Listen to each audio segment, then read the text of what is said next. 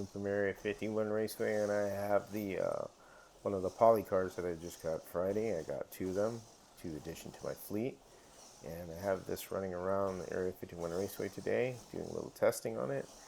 And this is straight out of the box, and this is the March 701 number 23 Monaco GP from 1970.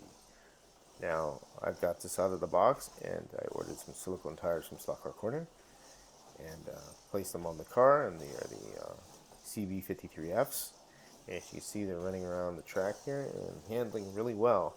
Now, I got lucky with these cars because out of the box, the front axle height, which is really critical for handling, one of the critical things for handling is actually set where it needs to be for my track, and it's running very well. And again, like I said, I got lucky with a couple of these cars. Now, I'm going to show you an example of one that isn't so lucky with how I got it and how it handles afterwards. And here's an example of another one. This is the Lotus 72 number 1 Ronnie Peterson car.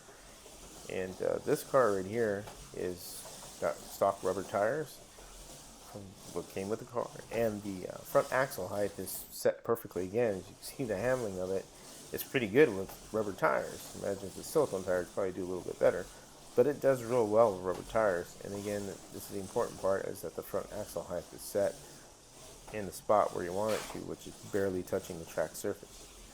Now, the question here is that is handling affected by not having the front wheels touching the surface of the track? Absolutely. It makes a big difference. You see that car rolled by, and this one right here that I'm running them down the track surface and they're rolling. And then you have this one right here, the number 3, where it's not touching.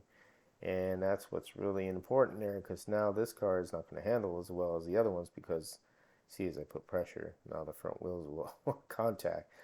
So what's going to happen is that we'll have to crack that car open and see what's going on to adjust the axle height. Here's the Ronnie Peterson car. As you can see, it's rolling just fine with no issues. And here's the other one, the number 24. And the next car is the one I just saw on the tractor, the number 23, running with the silicone tires.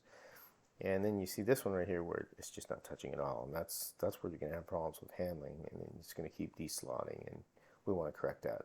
Now, Harry's going to be doing an in-depth review on these cars where he's going to take it apart and explain this more, which I'm looking forward to, because I have no tools to do anything because we are in the process of moving. So I look forward to seeing his video and see what he has, and I encourage you to really take a look at this video so you guys could get a handle on this stuff, because these cars do need tinkering if they come out like this.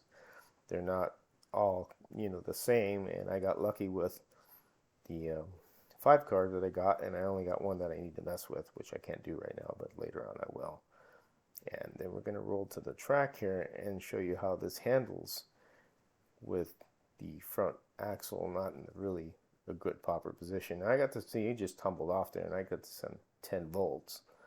And you see, it's the Olton Park car, the Lotus 3 from 72. And you can see I got to go a little bit easier on this. And then the tires were a little bit tough, and they're stock rubber tires from Policar, but you could sand those down a little and they would probably take care of that. But still, the front axle height is really important, and this is why this car handles kind of crummy. So just keep in mind, they're not all perfect when they come out of the box, and you may have to do some tinkering.